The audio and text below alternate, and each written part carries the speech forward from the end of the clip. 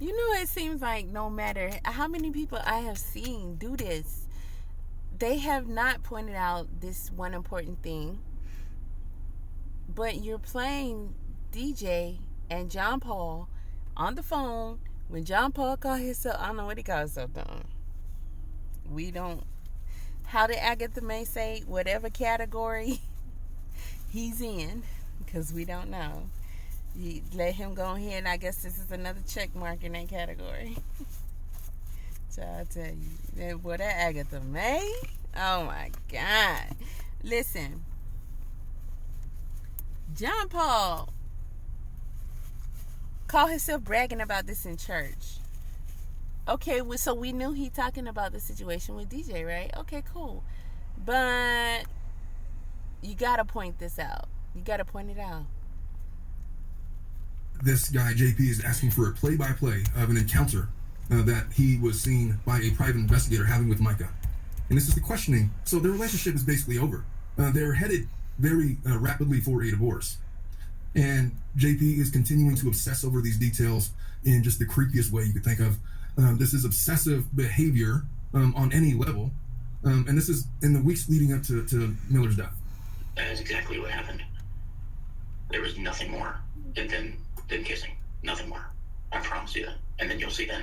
He said that both of y'all touched each other inappropriately. As a result, DJ the employee was fired, as mentioned in this sermon by John Paul Miller. Hey, check this out. Check this out. This guy here, the tilted lawyer, he says that, you know, he got pretty frustrated because DJ didn't take up for himself. I mean, I don't know. I guess as a man, you looking at it like that, because I mean, it's John Paul, so you do want somebody to have him crying in a corner, but that's that man's wife, though. I mean, how you gonna stick up for yourself against that? Unless you trying to take her, and then you could just be like, man, shut your ass up. She rocking with me now. You better leave her alone. You know, he gonna have to go hard. He not gonna stand up for himself. He gonna stand up for Micah. Okay, he know how she being treated. He don't for what? John Paul ain't intimidating nobody. That dude was laughing on the inside. Come on. He the corniest nigga in Nebraska. Go. I said, listen, I don't want you doing this anymore. This is something that I don't think is right. I want you to stop. And they looked at me and they said this, well, God's my ultimate authority. I said, what did you just say to me? They said, well, you know, if God tells me I can do it, then I can do it. I said, you work for me. He is the dumbest. Oh my God. Whoever picked JP to be your crony, like, I question your intellect. Unless you just knew what you was doing, and hey, we'll see. Bro, you gonna tell the story. Try to make it sound like you really being hardcore. And you're lying. You're literally lying about how it went. But what you did do was you showed your church where you place yourself as far as God. And they still rocking with you. At that point, they were still rocking with him. Okay? I don't know if y'all can see, because he be having it dark in there, which is, I mean, it looks nice, but that's not a club, that's a church. So weird. But it's heads all in there. It's full. It's full. Okay? It's full. So he's saying he more important than God. He more powerful than God. He come before God. He got offended at that. Listen to this dude. Listen to him. Let's get one more rewind on that. Let go. I said, listen, I don't want you doing this anymore. This is something that I don't think is right. I want you to stop. And they looked at me and they said this, well, God's my ultimate authority. I said, what did you just say to me? They said, well, you know, if God tells me I can do it, then I can do it. I said, you work for me. They said, God's my, I said, you know what? Get God to sign your paycheck for you, because you're fired. How does working for What? How does working for somebody trump listening to God? I mean, isn't it like a no-brainer? Isn't it? Like, just because you give me a job, like, I'm supposed to rock with you over God when he can do anything? You gotta be kidding me. You gotta be kidding me, y'all. You gotta be kidding. Stop texting me. Fuck out of here. Okay, but then JP is so smart. How smart is he? He gonna release the tape. Nobody leaked that shit. He put it out himself. Yeah. He put that tape out of him confronting DJ. Like, sounding like a little bit. Listen, how much of this did he play? Because I'm going to let y'all get some of this. Okay? I'm going to let y'all get some of this. Hold on. Moment we see this moment before, like a month before her death, the struggles that she is having in this relationship. She told police that day she was afraid for her life, and we're seeing. Now, that specific video, I think it's important to point out, they were separated at the time, and JP Miller had just found out that she had a relationship with another church member, and this is the context of what he was confronting her about. Says, I got pictures and all this kind of stuff. He had a private investigator following her around, but there was this clip. There's new audio.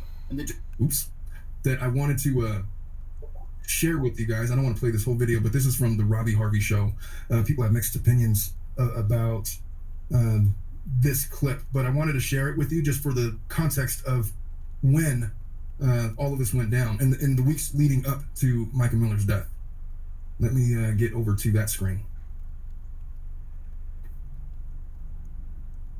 I mean, just like nowhere below reproach. I mean, that's. So the guy speaking in vocal fry is a church member that was a member of the church in which JP Miller is the pastor, basically the main guy over there. And this is Miller. This is JP confronting this guy, and it's a really hard listen because you want this guy to stick up for himself, and he just kind of goes along with it. You'll see. It's a promise. Well, the person. Okay, now this is a serious question. Just help me out here, because I can't just rock past that. So what you're saying is, you want this guy, who was his understudy, who got caught on a public beach, tonguing down his wife and probably gave him a little nipple. Okay, the jury's still out about that.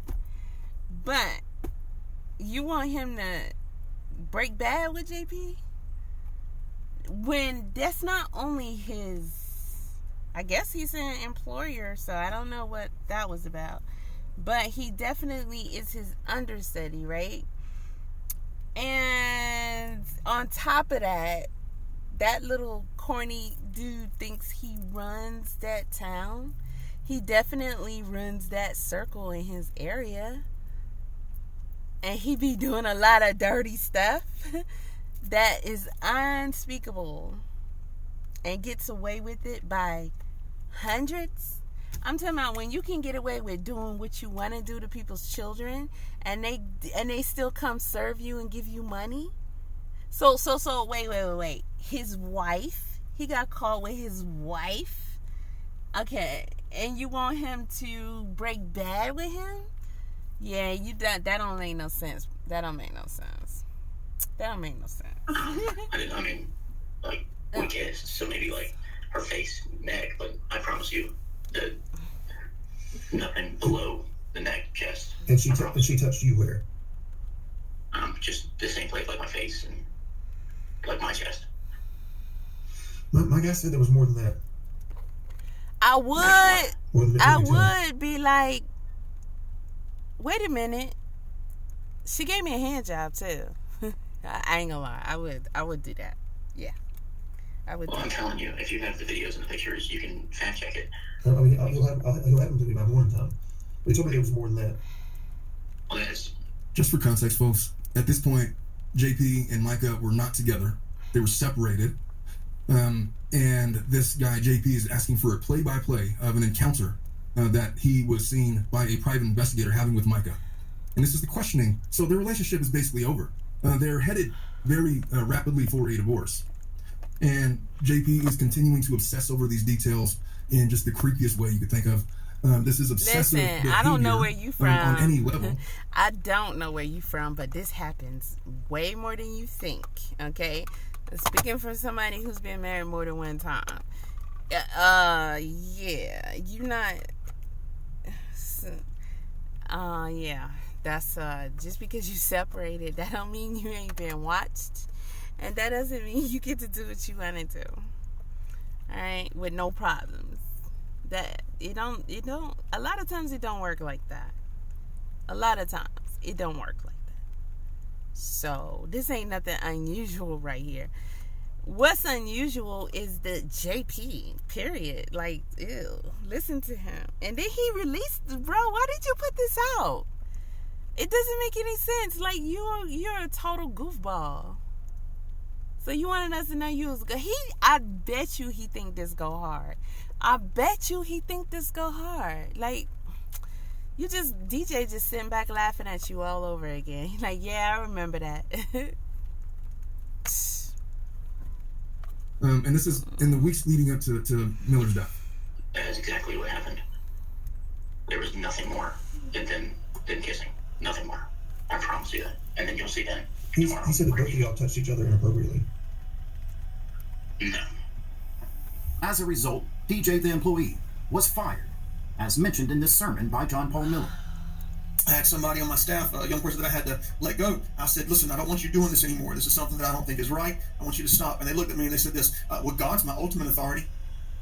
I said, what did you just say to me? They said, well, yeah, if God tells me I can do it, then I can do it. Dumb. I said, you work for me. They said, God, you know what? Hey, God y'all, paycheck for you. Boy, you didn't tell them about how you was like trying to figure out if she touched his junk. That's why you call that man cock junk. You could say cock. You a big boy. I wouldn't even answer to that. Who taught y'all that? Junk? That's why you stick it everywhere? Because you think it's trash? I mean, really? That doesn't... Hey. JP, you think you was doing something in that video with DJ? Like, really? Oh, man. Dude is super corny, y'all. He corny as hell. Corny.